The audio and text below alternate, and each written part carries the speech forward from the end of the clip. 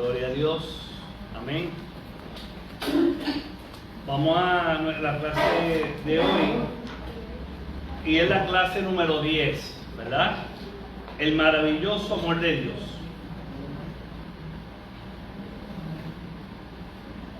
A mí me gusta siempre orar, aunque yo sé que ya oraron, ¿verdad? Pero siempre me gusta yo conectarme con, ¿verdad? Y estar presentando todo el Señor. Padre, te damos gracias en esta preciosa mañana. Úsanos, Dios, para hablar tu palabra, para estudiar y escudriñar la misma. Te pedimos, Dios, que nos dé discernimiento, sabiduría, de nuevo, que podamos, Señor, ser bendecidos. Te damos gracias, Señor, en el nombre de Jesús. Amén. Hoy vamos a hablar de ese amor maravilloso de Dios. ¿Cuántos de los que están aquí han experimentado ese amor maravilloso? ¿Verdad? ¿Cuántos? Amén. Estamos aquí por eso, por ese amor. ¿Verdad? Por ese amor. Vamos a buscar la Biblia para que tengamos, los que no tienen el cuaderno, donde nos ubicamos. Y estamos en Efesios capítulo 3 y vamos a leer del versículo 14 al 19. Efesios capítulo 3, versículos 14 al 19. Y vamos a escudriñar la palabra del Señor, que es importante, hermanos, nosotros entender la palabra del Señor. En el estudio bíblico podemos preguntar, en la predicación no lo podemos hacer, pero en el estudio bíblico sí lo podemos hacer y podemos también compartir nuestra experiencia. Así que la lección de hoy, Efesios capítulo 3, versículos 14 al 19, lee la palabra del Señor de la siguiente manera: por esta causa doblo mis rodillas ante el Padre de nuestro Señor Jesucristo, de quien toma nombre toda familia en los cielos y en la tierra, para que os dé, conforme a las riquezas de su gloria, el ser fortalecido con el poder en el hombre interior por su espíritu, para que habite Cristo por la fe en vuestros corazones, en fin, que arraigados y cimentados en amor, seáis plenamente capaces de comprender con todos los santos cuál sea la anchura, la longitud, la profundidad y la altura, y de conocer el amor de Cristo, que excede a todo conocimiento, para que seáis llenos de toda la plenitud de Dios. Hoy vamos a hablar de ese amor y vamos a hablar y escudriñar lo que nos dice estos versículos que acabamos de leer. Si vemos esta lectura que estamos leyendo, para que tengamos una idea, es una oración que hace Pablo por los efesios y tiene o viene enmarcado en el capítulo 2, que nos revela y nos enseña el propósito, ¿verdad? Por lo cual nosotros somos salvos por gracia. Y en algún momento dado vamos a estudiar los diferentes medios de gracia, porque hay muchos medios de gracia. Cuando hablamos de medios de gracia, estamos hablando de lo que es la gracia previniente, la gracia salvífica, la gracia santificadora, la gracia sustentadora y la gracia sustentable, ¿verdad? Y todo eso, cuando hablamos de gracia, a veces pensamos en una sola gracia, cuando la gracia de Dios se revela en multiforme forma, que viene haciendo lo que nos lleva a alcanzar el reino de Dios, porque estamos aquí para estar en el cielo, ¿verdad? No simplemente por ser cristianos, estamos aquí para alcanzar vida eterna, para estar con Dios por siempre, ¿verdad? Ahora bien, en este estudio nos vamos a referir a lo que hace ese detalle del capítulo. Y fíjense que comienza en esos versículos que acabamos de leer, dice: Por esta causa doblo mis rodillas ante el Padre de nuestro Señor Jesucristo. En otros, cuando uno lee la versión Reina Valera contemporánea, dice que doblo mis rodillas ante Dios Padre. ¿Por qué? Porque nosotros tenemos que entender, hermanos y hermanas, que cuando nosotros oramos al Padre. Oramos al Padre. No oramos a Jesucristo, no oramos al Espíritu Santo. ¿Ok? Claro, eso es bien importante que lo entendamos. Cuando usted ore, es al Padre. Por medio de Jesucristo. Así por eso nosotros cuando terminamos la oración lo decimos en el nombre de Jesús. Pero no le oramos a Jesús. Le oramos al Padre. ¿Verdad? ¿A través de quién? De Jesucristo. ¿Conectado por quién? Por el Espíritu Santo. Ahí vemos la Trinidad. Conectado por el Espíritu Santo. Por eso dice que el Espíritu Santo gime en nosotros. Cuando nosotros no podemos orar, cuando hay momentos en nuestra vida que nuestros problemas, nuestras situaciones, nuestras circunstancias, nuestras luchas son tan y tan duras que no sabemos ni qué decirle a Dios, no sabemos cómo pedir a Dios. La Biblia nos dice que el Espíritu Santo entonces toma el control y gime en nosotros. Por eso a veces cuando usted está en quebranto, en crisis, situaciones, usted llora y no puede decir más nada. Pues créame que en ese momento el que está en usted, que es el Espíritu Santo, porque ¿quién está en usted? El Espíritu Santo gime. Ese lloro es el gemido del Espíritu Santo que habla con Dios en un lenguaje que usted y yo lo podemos entender, pero Dios sí lo entiende porque el Espíritu Santo gime. Y ese gemido, esa intersección, ¿verdad? ¿Cuántas veces a lo mejor usted está orando y empieza ese gemido, ese sentimiento, ese lloro? Pues entonces usted tiene que decir que el Espíritu Santo está intercediendo por usted. Hay personas que también Dios le ha dado el don de lenguas, pues también, ¿verdad? Así que fíjense que ahora Pablo está diciendo que dobla sus rodillas ante el Padre de nuestro Señor Jesucristo, y ahí comienza la oración, ¿verdad? Comienza la oración. Y fíjense que este versículo que vamos a leer, como le dije, viene del capítulo 2 de Efesios, como contestación de que somos salvos por gracia. Esa gracia de que Cristo derramó su sangre en la cruz del Calvario por cada uno de nosotros, ¿verdad? Y que no éramos merecedores de ella, pero en su gran amor, Dios extendió su misericordia y Él nos seleccionó. Y la Biblia va mucho más allá, dice que nos seleccionó antes del principio, antes de todo. Ya Dios tenía mente en nosotros. Ahora bien, esta oportunidad de alcanzar estas riquezas están dispuestas para aquellos que depositan su fe en Cristo. Fíjense que la salvación es para todo el mundo. Todo el que abre su corazón al Señor y acepta a Jesucristo como su único y verdadero Salvador es salvo. Pero no todos lo van a hacer. No toda la humanidad se va a salvar. Solamente aquellos que, como dice aquí, ¿verdad?, depositan su fe y son salvos por gracia de eso. Depositan su fe en Cristo Jesús.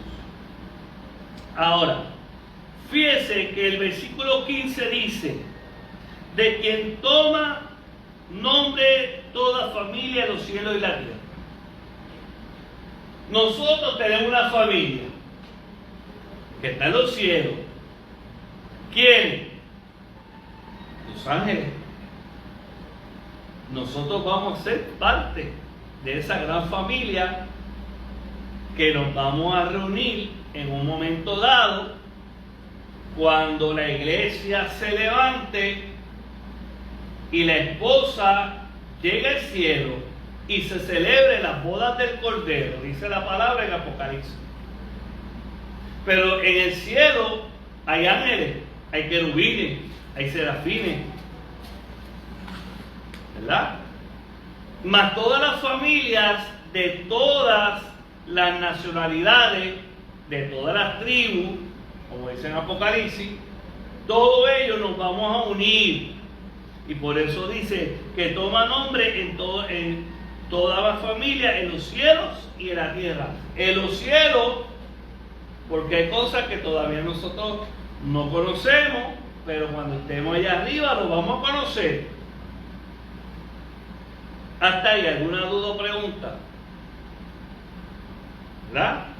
Y en la tierra, porque tenemos familia en los cielos, como les dije, los ángeles, querubines, serafines, todas las cosas que adoran a Dios son familia. Y en la tierra, cuando hablamos de las tribus, ¿verdad?, de toda la gente que compone los seres humanos. Y ahora viene en el versículo 16 algo bien importante. ¿Para qué toma ese nombre? ¿Para qué? Para que os dé conforme a las riquezas de su gloria, al ser fortalecido con el poder en el nombre interior por su espíritu. Cuando habla de aquí, fíjese que empieza que tenemos que ser fortalecidos en el hombre interior. ¿Qué usted entiende por ese término que dice ahí? Que debemos ser fortalecidos con el poder en el hombre interior, ¿verdad?, por su espíritu. ¿De qué se está refiriendo entonces Pablo?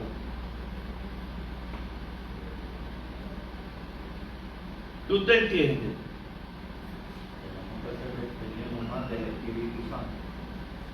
Ok, muy bien. ¿Qué más?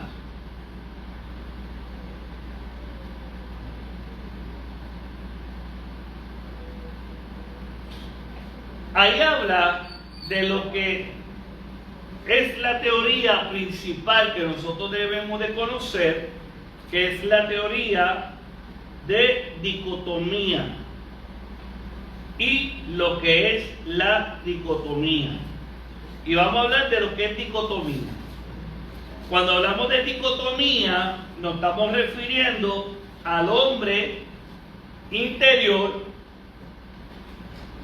y al hombre exterior. En otras palabras, hay conceptos de dicotomía y se refiere a ese concepto, ¿verdad?, de el ser humano como dos elementos, el cuerpo físico y el cuerpo espiritual, ¿verdad? Y cuando hablamos del concepto tricotomía, hablamos no solamente del cuerpo y del ser espiritual, sino también hablamos del alma. Entonces, en este versículo que acabamos de leer, Pablo se refiere a el concepto de la tricotomía del hombre, que el hombre también es ¿qué? Trino, ¿verdad? El hombre tiene alma, tiene espíritu, que son inmateriales. El alma y el espíritu son inmateriales. Y el cuerpo, que es lo que se va desgastando día a día, que es eso que usted toca. Tóquese ahí. Cuando usted se toca, estamos hablando del cuerpo, ¿verdad? Y es importante que entendamos de que Pablo, cuando se habla del hombre interior, se está refiriendo exclusivamente al alma y al espíritu. ¿Y por qué tiene que ser fortalecido eso? ¿Por qué? Porque usted entiende que dice Pablo, dice, para que os dé conforme a las riquezas de su gloria, el ser fortalecido con el poder en el hombre interior por su espíritu. ¿A qué se está refiriendo entonces esa fortaleza?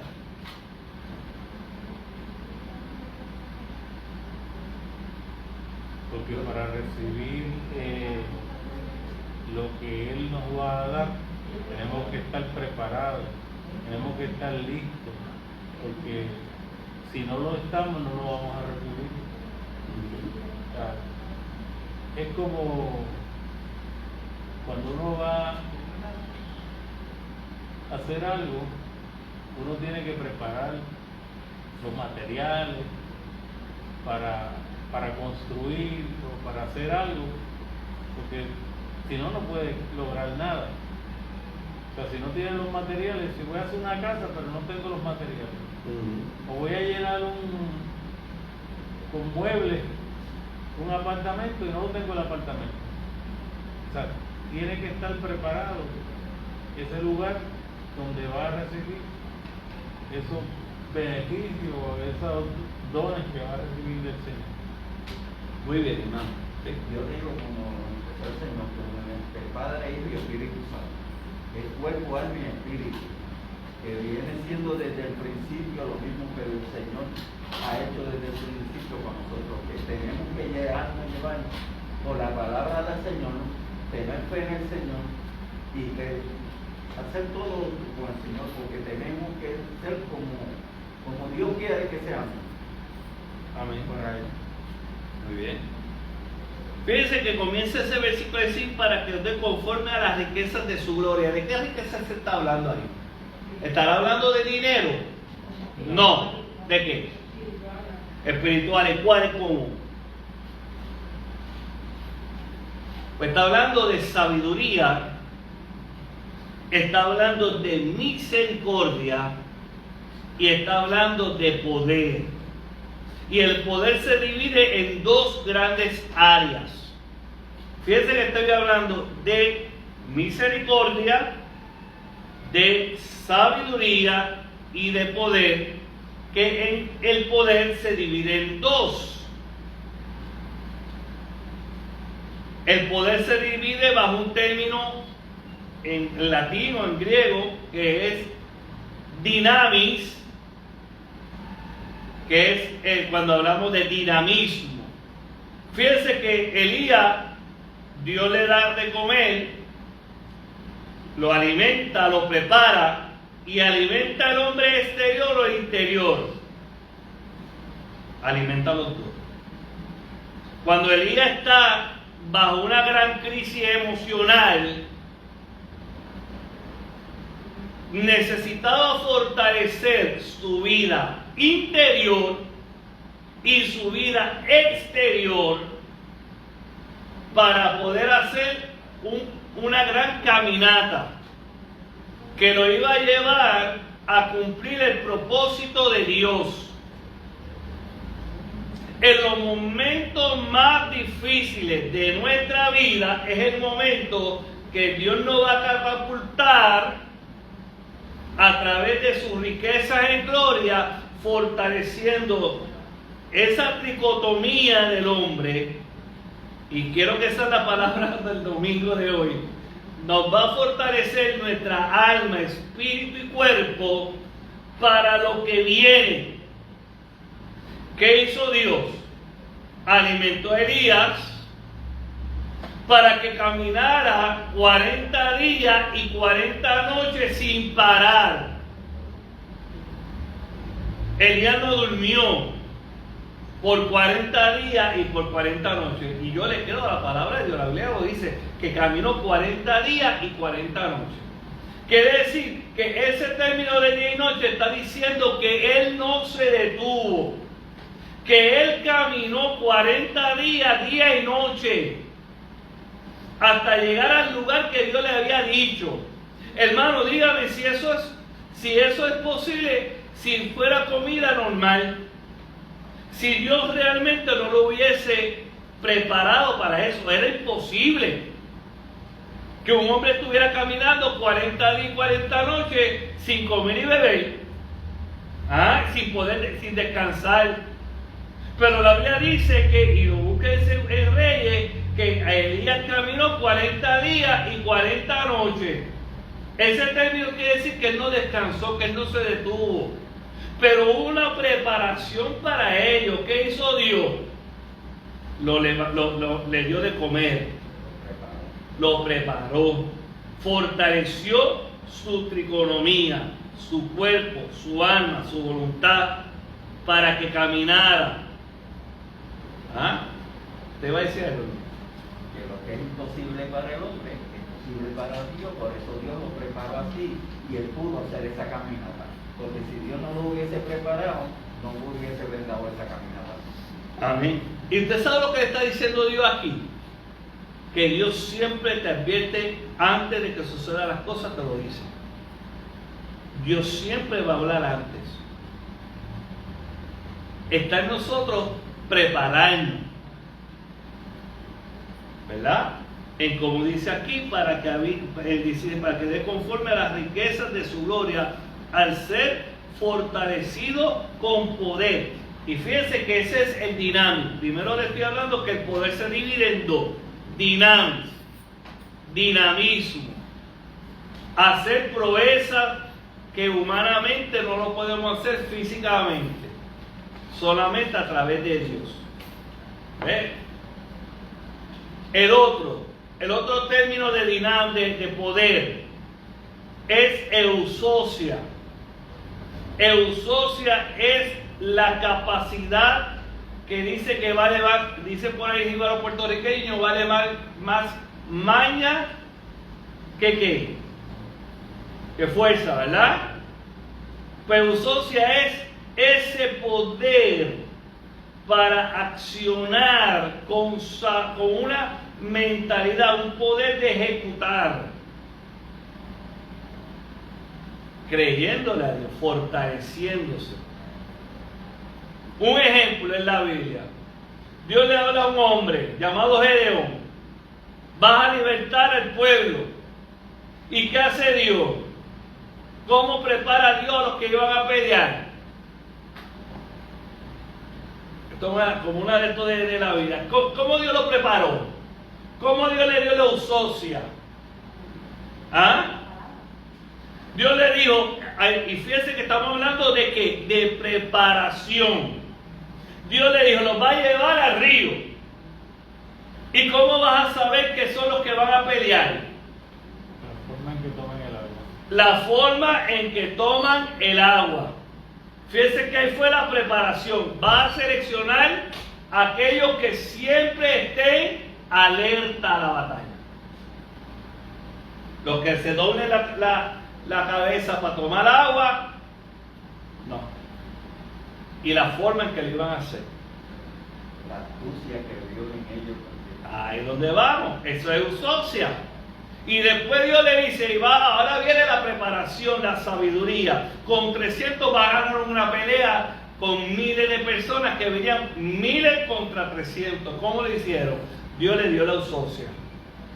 Va a coger cántaros, tejados, ¿verdad? Que decían, le va a poner dentro como fuego y va a romperlo y va a sonar las trompetas y eso se va a escuchar como que viene un gran ejército contra ellos y ellos mismos se van a matar entre ellos. Eusocia. Dios, no es la sabiduría humana, no es ese poder de tomar, es que Dios le dio. ¿Hasta ahí estamos claros, hermanos y hermanas? Entonces, de eso estamos hablando, de esas son las riquezas que Dios está hablando. Cuando estamos hablando de riquezas, también está hablando de recursos.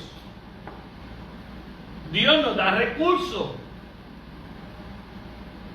¿Recursos de qué? Recursos espirituales. Por eso Pablo dice en Corintios dice, ¿verdad? Que las armas de nuestra milicia son poderosas en Dios para la destrucción de las fortalezas, recursos. Porque una riqueza tiene que ver con poder, tiene que ver cómo yo voy a librar las batallas. Entonces, dice ahí, ¿verdad?, que Él nos va a dar esos recursos, esa sabiduría, y nos da la fortaleza que viene de ese poder. Y esa es la naturaleza de Dios. Dios nos da y nos brinda eso. Amén. Por eso en la página 48 del cuaderno, a la parte de arriba dice: yo soy la vid, vosotros los pámpanos, el que permanece en mí y yo en él, este lleva mucho fruto, porque separados de mí nada podéis hacer. Entonces eso es bien importante. No podemos hacer nada si no estamos conectados con Dios, porque todo eso que hemos hablado se da cuando estamos conectados con Dios, cuando estamos conectados con Él, ¿verdad? Luego, el estudio habla, en la parte C del cuaderno, es la segunda obra de gracia. ¿Cuál es la primera? ¿Cuál es la primera obra de gracia? Vamos a ver. Usted como nazareno tiene que saber esto. ¿Cuál es la primera obra de gracia? Fíjense que ahorita yo le hablé de las gracias. ¿Cuál es la primera obra de gracia? ¿Ah? Oración. La oración digo. Amén. Eso es un medio de gracia, pero no es una obra de gracia. La primera obra de gracia es la gracia salvífica. Y la gracia salvífica es la gracia que nos salva. ¿Cuál es la otra? Entonces somos salvos, somos separados para Dios, pero viene la segunda obra de gracia que nosotros le llamamos, que es la gracia ¿qué? Muy bien, gracia santificadora. Es la que nos santifica. Amén. Alguien que me busque Romanos capítulo 7, versículo 22. Romanos capítulo 7, versículo 22.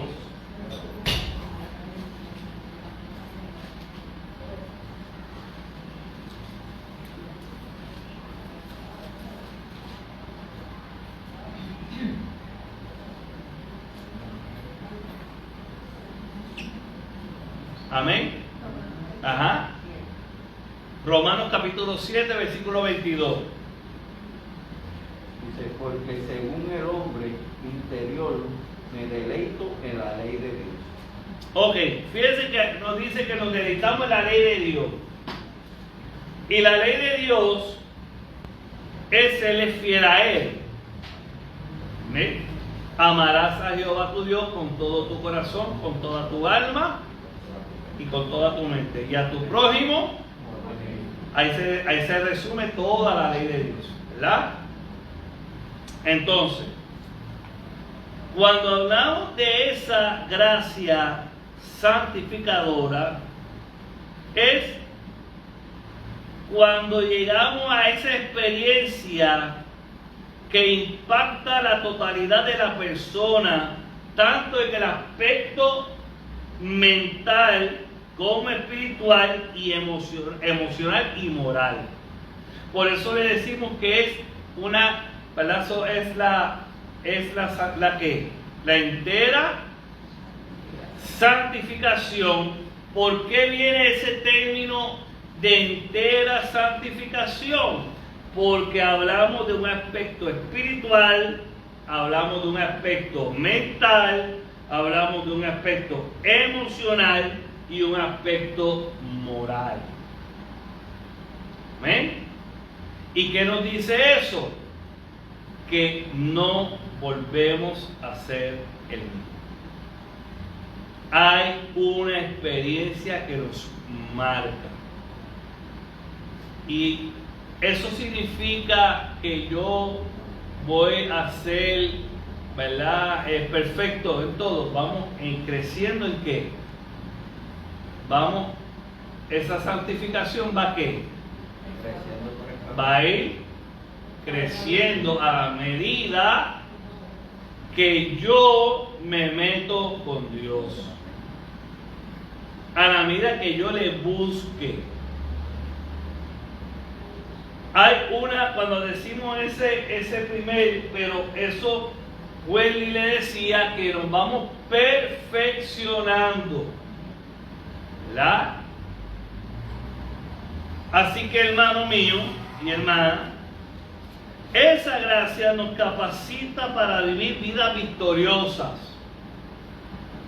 Porque ya el pecado no tiene dominio sobre mí. No significa que no vamos a dejar de pecar. Pero ya yo no me dejo llevar, se supone que ya yo no me dejé llevar por los pecados. ¿Verdad? Que yo tenga autocontrol. Que yo pueda discernir lo que es de Dios y lo que no es de Dios.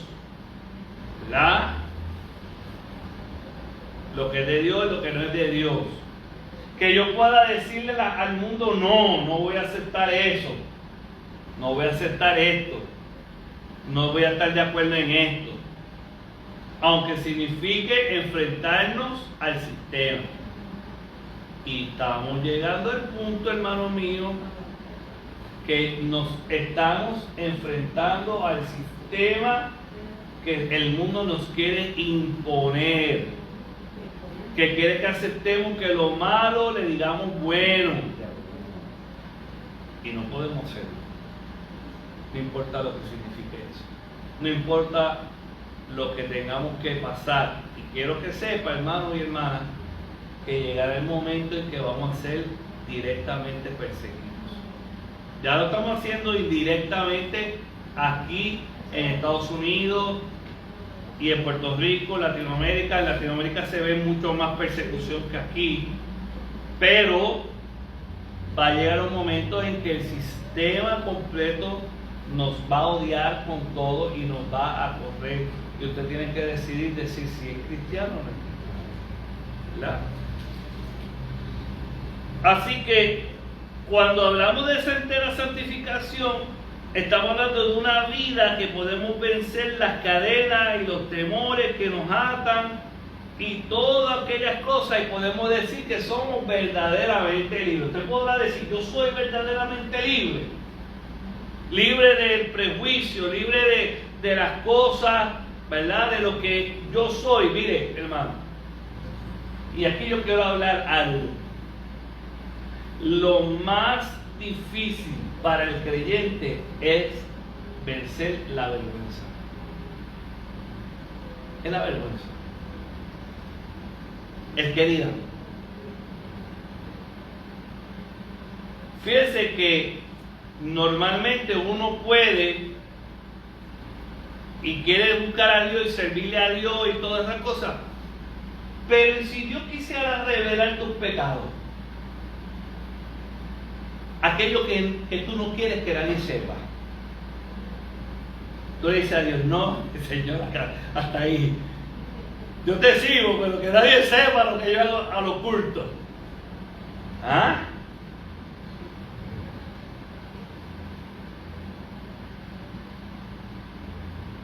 Porque hay vergüenza. Hay vergüenza. Ah, nada, te iba a decir. Sí, pero nosotros no queremos que salga. Y a veces hay gente, hermano y hermana, que están en las iglesias viviendo vidas ocultas, que quieren aparentar que todo está bien. Por ejemplo, matrimonios. Hay mucha, eso se da mucho, hermano. Hay muchas familias, matrimonios dentro de iglesias que quieren proyectar que están bien como familia, que no hay problema entre esposo y esposa, que no hay problema entre los hijos, y ante toda la iglesia esa familia está bien, ante toda la iglesia todo está pink and green, pero ¿sabe algo? Ellos no quieren que, su vergüenza es que se sepa que en la casa el marido y la mujer no viven ni conviven como pareja, que cada cual está en un cuarto aparte, que no comen juntos, que ya dejaron de amarse.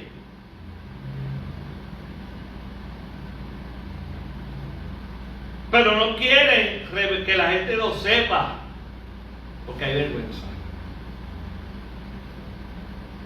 No quieren que sepan que sus hijos están perdidos.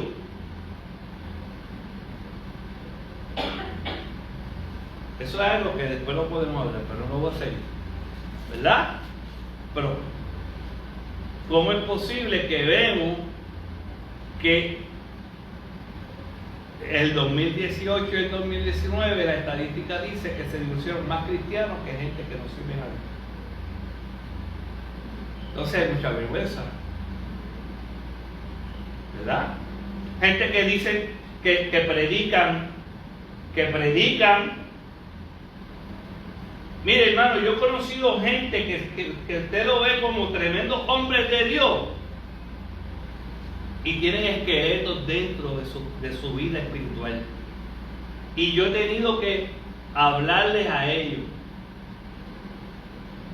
Y son grandes, se comen el mundo. ¡Wow! Muchachos, todo el mundo tremendo hombre de Dios. Y ellos muriéndose. Y ellos me dicen, yo quiero predicar todos los días porque mi mujer y yo no nos llevamos, estamos a punto de divorciarnos. Predicadores, pastores, que ya no creen ni en Dios.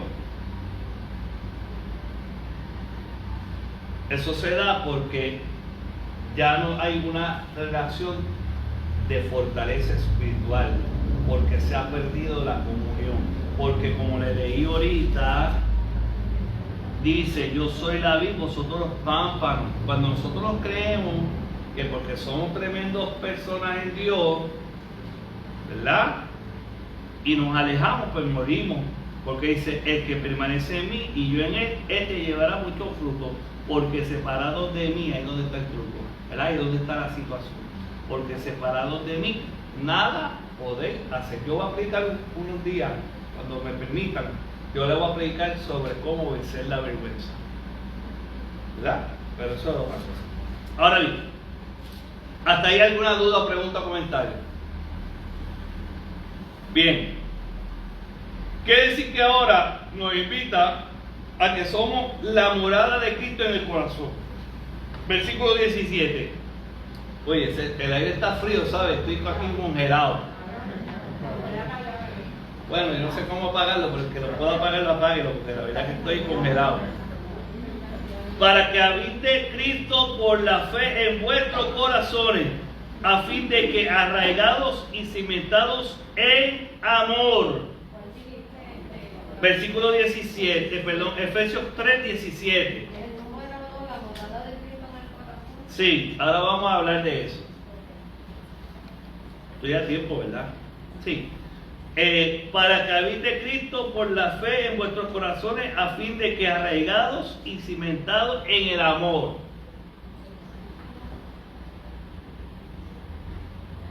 Fíjense que la parte A, la página 48, que tenga el cuaderno, nos dice para que habite Cristo por la fe. ¿Verdad? Esa es la parte A. Cuando hablamos de ese versículo 17, no se refiere a una bendición adicional o más profunda.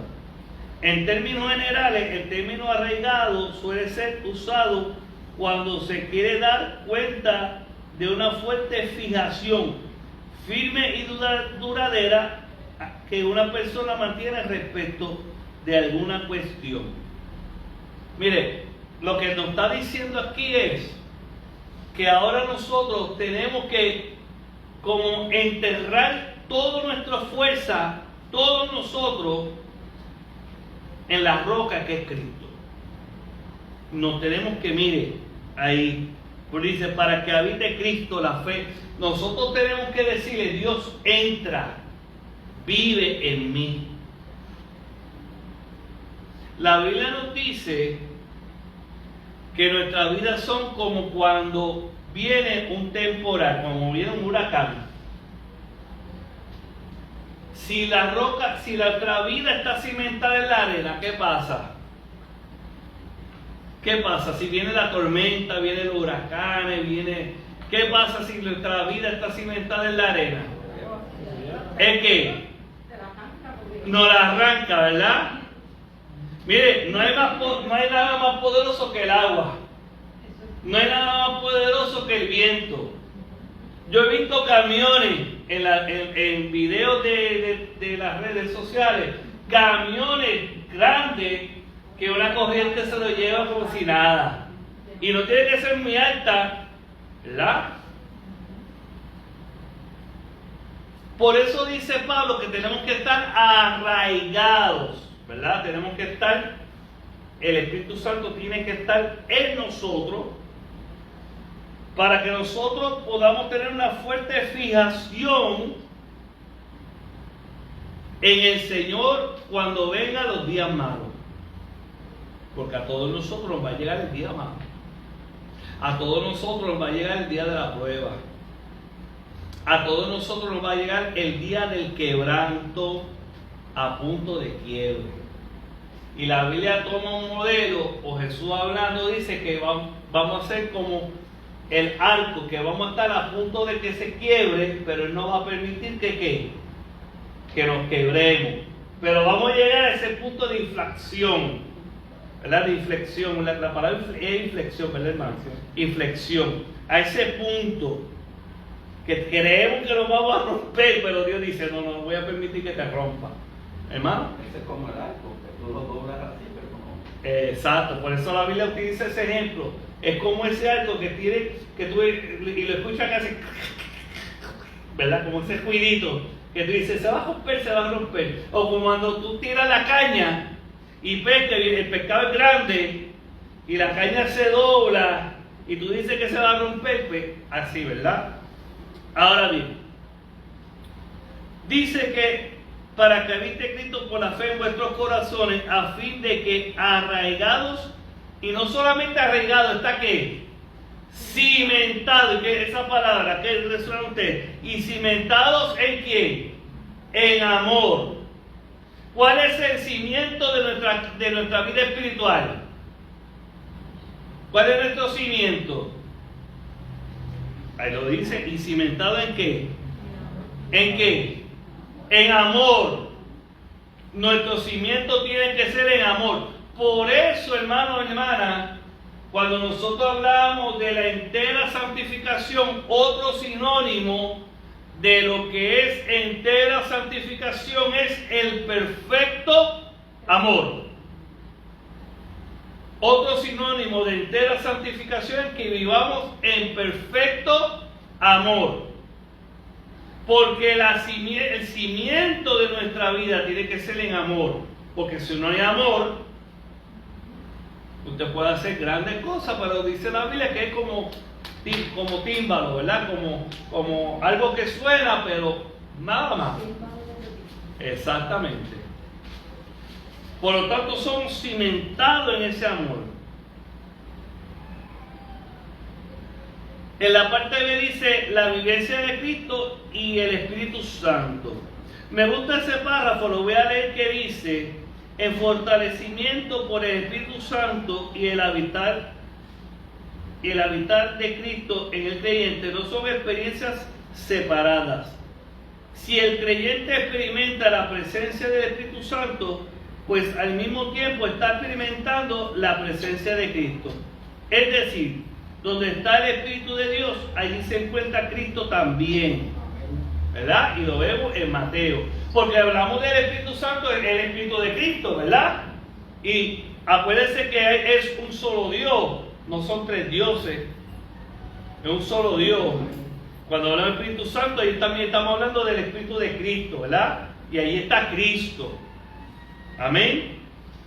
Así que cuando hablamos de habitar, Cristo entra en el corazón del creyente no como un huésped. No es que Él va a ser un huésped, no. Él habita como nuestro Señor y ocupa toda la vida del creyente de forma constante y sensible. Por eso, hermano, ahí es donde está el problema de mucha gente que no le ha permitido que el Señor tome en la posición que tiene que tomar, no como un invitado. No, Él entra como nuestro Señor, Él entra como nuestro Dios. Y ya tenemos que decir, como dice Pablo, ya no vivo yo, sino que ¿quién? Cristo vive en mí. ¿Cómo yo sé que Cristo vive en mí? ¿Quién toma las decisiones? ¿Usted o el Señor? ¿Ah? El Señor. ¿Y cuántas veces hemos obedecido entonces? Porque, hermano, yo le voy a decir algo, con mucho respeto lo digo. Si verdaderamente todos los creyentes dicen que Cristo es nuestro Señor y cumplimos la voluntad de nuestro Señor, Puerto Rico completo le serviría a Cristo y este país sería otra cosa. Pero muchos dicen con la boca que aman a Dios, pero sus acciones están muy lejos de ella. Ser y decir que Cristo vive en mí, que Dios toma el control, es que ya yo soy un reflejo de Cristo. En otras palabras, Cristo toma control de mí y yo actúo como Cristo actuaría. Usted lo hace, lo hacemos, pues vamos creciendo en eso, ¿verdad? Porque todavía hay aspectos, hay unas luchas interiores. Yo todavía no puedo decir que exactamente, completamente, ¿verdad? ¿Por qué? Porque yo tengo algunas cosas que hay momentos en que yo tengo que luchar, porque quiere aflorar el hombre carnal en mí, y yo tengo que entonces comenzar a luchar. Pero la realidad es que yo trato a la medida que yo pueda y trato de que sea Dios. Yo no tomo decisiones si Dios no me dice, ¿verdad? ¿Hasta ahí alguna pregunta o duda? ¿Comentario? Pablo lo dijo, que no pretendo haberlo alcanzado. Exacto. Y no se sabe si lo alcanzó porque él seguía luchando. Mientras estamos aquí tenemos que seguir luchando por alcanzar la perfección, que la gente entiende por perfección ser lo máximo. Y Pablo lo que nos define la perfección es completar un propósito, una meta. O sea, el atleta que llega a una carrera, la gente se acuerda más del último que llegó porque completó que el primero. Uno busca la historia de las carreras, se acuerdan del que llegó último, el que murió al llegar, pero no del que quizá hizo un récord. Amén. Y muy bien que lo trae, hermano, porque yo soy de los que creo, ¿verdad?, que la perfección termina cuando morimos. Porque en realidad la perfección es yo morir en Cristo. Yo morir haciendo lo que Dios me mandó a hacer. ¿Ve? Haciendo su voluntad, ¿verdad? En lo que Dios me llamó. Entonces, yo voy alcanzando, dice, como dice el hermano, no pretendo haberlo alcanzado, pero una cosa hago. Prosigo hacia qué? Hacia la meta. Ahí donde está, ¿verdad? Ahí donde está. Ahí donde lo tenemos que arraigar y cimentar. No lo he alcanzado, pero voy en pos, voy en vía. Y cuando venga el momento malo, venga el momento de las pruebas, o venga, porque voy a decirle, el momento de la prueba, uno no afiancamos al Señor, pero donde más nos debemos de cuidar es cuando estamos descansando o que todo nos va bien. Porque ahí donde muchas veces la gente se descuida. Todo me va bien, tengo chavo, no tengo problemas, no tengo crisis, voy a descansar, lo voy a coger relax. Es necesario, hermano, es necesario. No todo es trabajo, no todo es lucha, no todo es crisis. Dios nos va a dar tiempo también de descanso. Dios nos va a dar tiempo para disfrutar, porque el más que, mire, Dios está en nosotros en los momentos malos, pero también está en los momentos buenos. En los momentos que usted se va por un hotel. ¿Usted cree que a Dios le molesta eso? A Dios no le molesta eso. A Dios no le molesta que usted se vaya a la playa, al contrario, está con usted allá.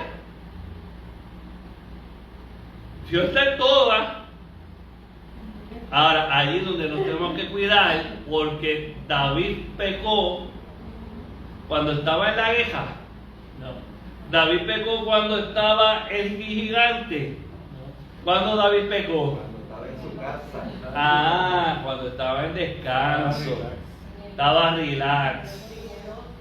Estaba en el ocio. Los soldados le dijeron, mira, para que no te vaya a matar otro gigante, mejor quédate aquí, porque no sé si usted sabe por qué David se quedó relax en su palacio mientras el ejército estaba peleando. En Crónicas dice que se levantaron unos gigantes y dieron a David y trataron de ¿qué? De matarlo. Y los valientes de David estaban en la guerra, pero llegó un momento, dice la Biblia, que David se cansó tanto en la batalla que ya no podía ni levantar la espada. Y los gigantes vieron, uno de ellos vio que David estaba y fue a matarlo, y si no es por uno de los parientes de David, que salió a la defensa, los mata. ¿Ve? Y los generales dijeron a David, espérate, no. Quédate mejor acá porque no vaya a ser, ¿verdad? Y cuando está en ese descanso es que viene la tentación. Cuidémonos de eso, ¿verdad? Ahora bien, parte C. Estamos todo bien tiempo, ¿verdad? Sí. Una vida reinada y cimentada. Es amor, es aquella que es bendecida y fortalecida diariamente mediante una relación con Cristo. Esta lección la escribió un puertorriqueño de Aguadilla, de la iglesia de Aguadilla, ¿verdad? Pastor de la iglesia, que se llama Fernando Muriel. Tremenda lección, él, de verdad que él la escribió muy bien. Y dice que el resultado palpable es una vida espiritual estable y constante crecimiento. Ahí es donde está el secreto, hermano. Cuando nosotros somos fortalecidos en el Señor, es para mantener constante. ¿Qué quiere decir constante? Continuo. Esos cristianos que están aquí, allá, arriba, abajo, hoy creo, mañana no creo, hoy estoy como que el diablo me está dando una pela y mañana otra. No, hermano, perdónenme. Si su actitud es una actitud derrotista, va a ser un cristiano fracasado. Cuando hablamos de constancia, estamos hablando de mantenernos firmes. Constancia quiere decir firme. El diablo no me va a mover de donde yo estoy.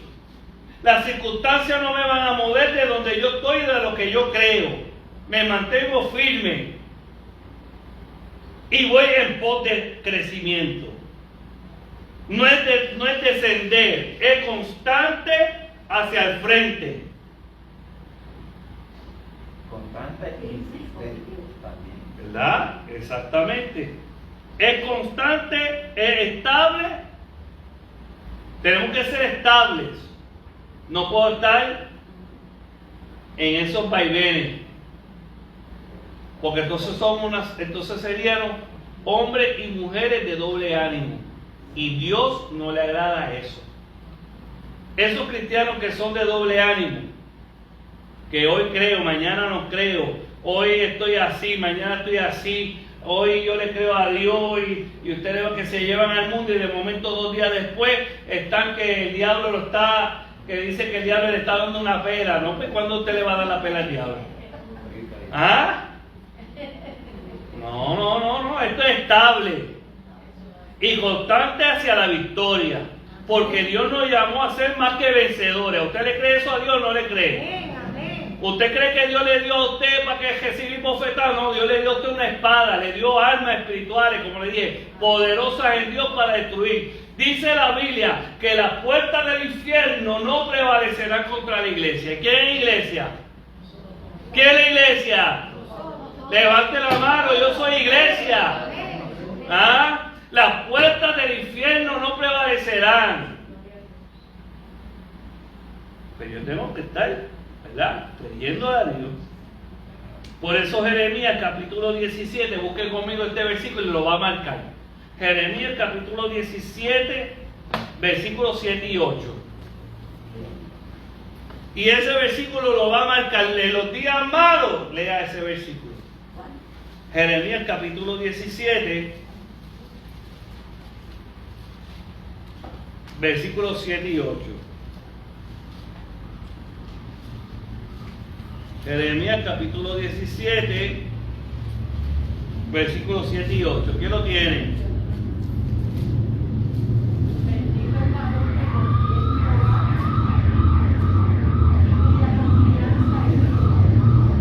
Dame un segundito. No, no, que pase esa.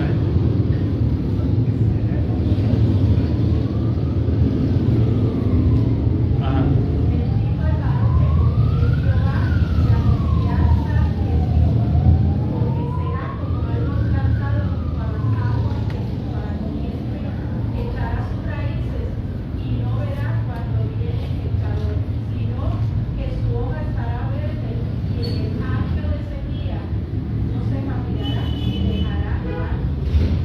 Muy bien.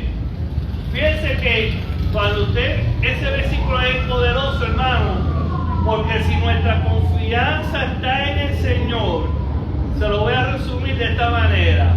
Es como ese árbol que está plantado junto al río, que ha cimentado sus raíces en el riachuelo o en el río.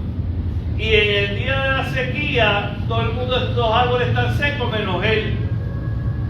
Él está chupando ¿de dónde? De la tierra que está húmeda.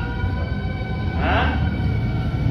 No verá mal, no sentirá el calor,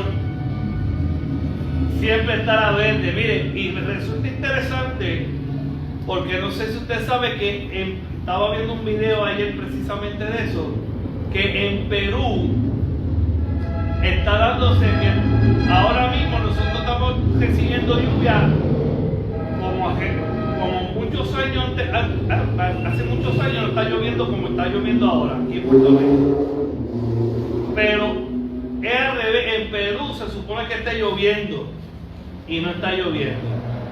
Hay una gran sequía en Perú y se le están muriendo. Dice que hay un gran problema en Perú y tenemos que orar por eso, hermano, porque tenemos iglesia en Perú, porque en Perú se están muriendo las vacas, la producción de leche está cayendo picada bien terrible, y Perú es la que le da leche a Ecuador, la que le da leche a todas esas, a Colombia no, a otros sectores, pero se está muriendo. Pero resulta que un muchacho está diciendo, mire cómo están estos árboles muriéndose.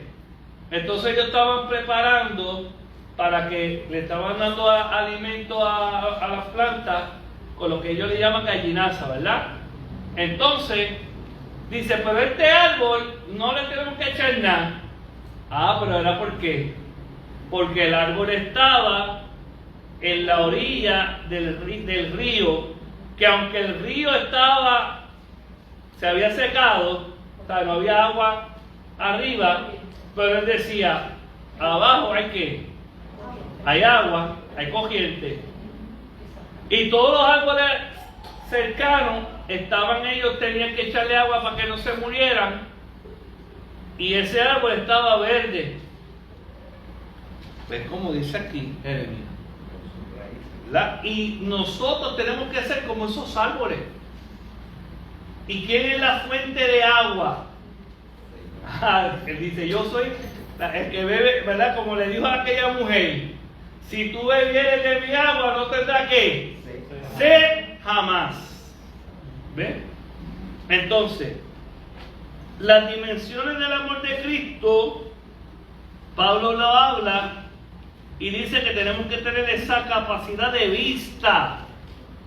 Tenemos que tener esa vista espiritual, hermano, recibiéndolo. Tenemos que tener esa experiencia que nos cautiva. No es lo mismo, hermano y hermana, de lo que te digan de Dios a lo que tú hayas vivido en el Señor. No es lo mismo que tú escuchaste, y los testimonios son tremendos. Qué rico escuchar testimonios poderosos en Dios, pero no es lo mismo cuando tú puedes decir el testimonio, ¿verdad? Entonces, tenemos que comprender lo incomprensible. Ahí se da una paradoja, porque Pablo nos invita a comprender lo que no se puede comprender, ¿verdad? Ahora, ¿cómo yo lo puedo comprender? Humanamente no lo puedo comprender, Teniendo el conocimiento del Señor. pero hay una palabra que nos ayuda a comprender lo que no se puede comprender. Hay una palabra que es importante, que esté conectado. Versículo 18 dice, mire dónde está la paradoja. Dice el 18: seáis plenamente capaces de comprender todos los santos, cual sea la anchura, la longitud, la profundidad y la altura, y de conocer el amor de Cristo que excede todo conocimiento, para que seáis llenos de toda plenitud de Dios. Entonces, ¿cuál es la paradoja que te está diciendo? ¿Cuál es la palabra que nos puede ayudar a entender lo que no es entendible? ¿La qué? La vista, ¿sí? Todo conocimiento, ¿sí? Yo encuentro que la fe. Ahí es donde llegaste. La fe. Hay cosas que tienen que ser. Lo que no comprendo como humano lo tengo que comprender ¿en qué? En la fe en Cristo. Porque ¿qué es la fe? Aquello que yo no he visto, pero estoy convencido que lo voy a ver. ¿Ah? Entonces es una paradoja, porque yo estoy creyendo algo que no lo estoy viendo, pero yo sé que el que me lo habló es poderoso para hacerlo, y lo creo porque el que habló no miente. Como el viento. ¿Ah? Como el viento, tú lo sientes pero no lo ves. Exactamente. Pero ahí donde tenemos que ver, cuando dice aquí, plenamente conocer la anchura, la longitud, la profundidad y la altura, así es como nosotros vemos, hermano. Usted puede determinar que este salón, dónde está el techo, dónde están las paredes, la distancia de la puerta, usted puede ver la distancia de los hermanos, usted puede ver la profundidad en que está. Todo lo puede ver porque así sus ojos lo ven. ¿Y qué le está diciendo Dios ahí? Pablo hablando otra vez en esa oración, Pablo diciéndole a Dios, le está diciendo que nosotros podamos ver, pero ver de forma que espiritual, que podamos tener la profundidad, el conocimiento, ¿verdad? Por eso lo dice, seáis plenamente capaces de comprender con todos los santos. Comprender con todos los santos. ¿Y qué cuando usted está diciendo ahí? Que tengamos que comprender con todos los santos. ¿Qué está hablando? Que tenemos que comprender toda la iglesia. Aquí tiene que haber entonces algo que se llama unidad, hermano mío. La iglesia tiene que comprender y mirar todos. Si todos miramos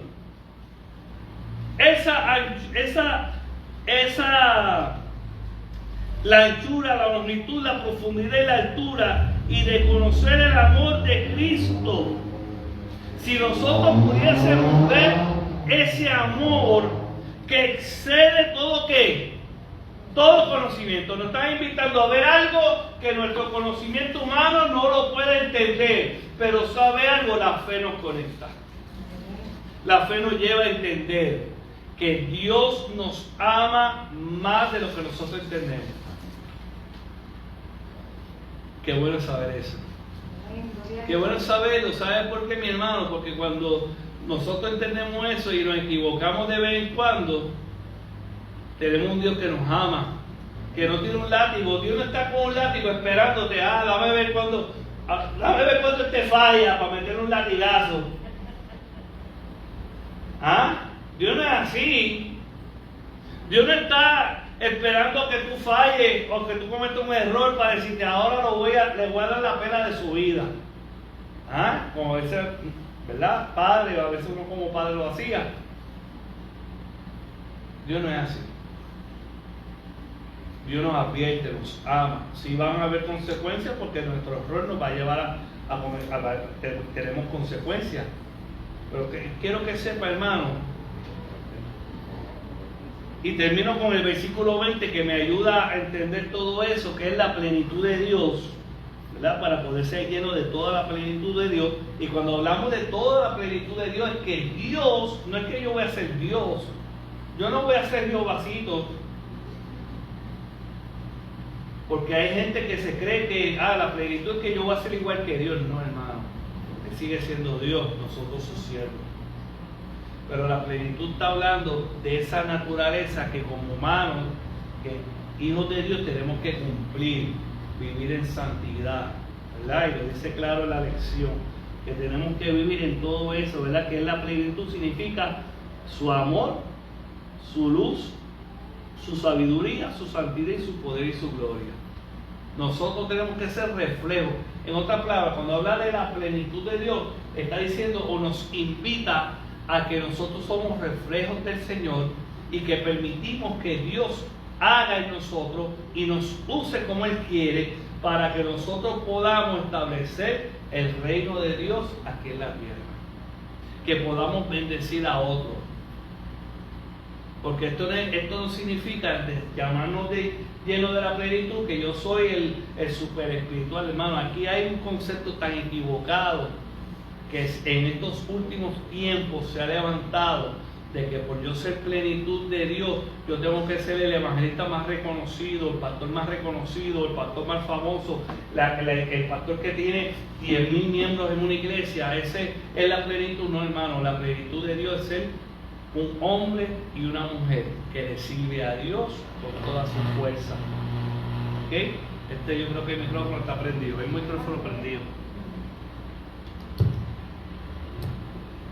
Así que termino, ¿verdad? Diciendo, versículo 20: y aquel que es poderoso para hacer todas las cosas mucho más abundantes de lo que pedimos o entendemos, según el poder que actúa en nosotros. Amén. Así que le invitamos, hermano, a que ese poder y que podamos nosotros leerlo. Conclusión, ¿quién me lo puede leer? La conclusión, hermano. Si deseamos crecer en nuestra madurez espiritual, es necesario llegar al conocimiento del perfecto amor de Cristo para nosotros. Si hacemos esto, desarrollaremos nuestro potencial, es decir, lograremos lo que somos capaces en Cristo. Amén. ¿Qué nuevo me llevo hoy? Alguien que me diga, ¿qué nuevo se lleva hoy? ¿Qué nuevo se lleva? Algo nuevo. Algo que me pueda compartir de lo que aprendió hoy. Yo creo que se aprendieron muchas cosas, que lo más que no se puede recordar tomárselo. Siempre uno aprende algo, hermano. Amén. La mente se puede estar finita, pero no lo puede retener todo. No siempre va a acordar, y cuando uno se acuerda uno, si no se lo va a quedar la memoria. Amén. ¿Pero qué fue lo más que le llamó la atención a usted? Saber discernir lo que entendió la palabra rara. Discernimiento. Muy bien, las palabras raras. Como la economía y la... Eso es perfección. ¿Verdad? Economía. Dicotomía. Dicotomía, acuérdense, cuerpo y espíritu. Tricotomía, ¿qué es? Cuerpo, alma y espíritu. ¿Verdad? ¿Qué más aprendimos? ¿Alguien más? Eusocia, ¿verdad? Lo que es eusocia, lo que es ¿qué? Dinamis. ¿Alguien más? Que alguien que quiera compartir algo que le haya llamado la atención o que Dios le trajo como parte del testimonio. Lo de salsifica. ¿La qué? Salsifica. Ah. Salsifica. Muy bien. ¿Qué va? ¿Todo bien? La gracia salvadora y santificadora. Muy bien. De hecho, eso lo vamos a hablar, lo que es el sendero de la gracia. En un próximo vamos a estudiar profundamente eso. Pero qué bueno. Y esto que yo estoy haciendo al final es lo que se supone que todo maestro haga al final de una clase. Y es recibir el insumo de lo que se aprendió. Así que Dios les bendiga. Ponémonos en pie para orar. No sé si la pastora tiene algo que incluir ahora. Oramos para ser despedidos. El mal de Sí. Oramos. los Amantísimo Padre Celestial, te damos gracias